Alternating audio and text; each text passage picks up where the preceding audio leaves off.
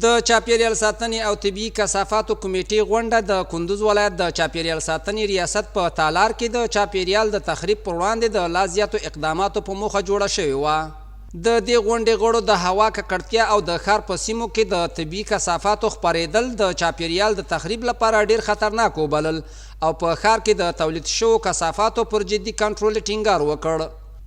در صورت که زبالات طبی به صورت درستش مدیریت نگرده، تجزیه نشه، انالایز نشه،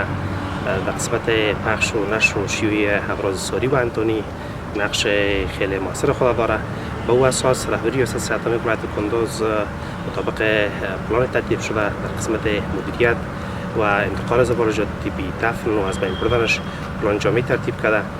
له بلې خوا د چاپیریال ساتنې کمیټې غړو د روغتونونو، معاینه خانو او لابراتوارونو لپاره د چاپیریال ساتنې د جواز پر اخیستلو ټینګار وکړ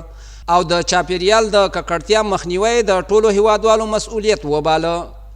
در قسمت تنظیم و مدیریت زباله‌های کلینیکی، کلینیک‌های خصوصی، معاینه خانه‌ها و لابراتوارها و همچنین شهروندان با ریاست حفاظت محیط زیست همکاری نمایند، چون زباله های کلینیکی خطرناکترین زباله ها می باشد که همیشه بالای صحت انسان مضر بوده و کنترل از باید به صورت دقیق صورت بگیرد. دا غونډه په داسې حال کې ترسره شوه چې د افغانستان د اسلامي امارت رهبري تل په غونډو کې د چاپیریال د ککړتیا په مخنیوي ټینګار کړی دی.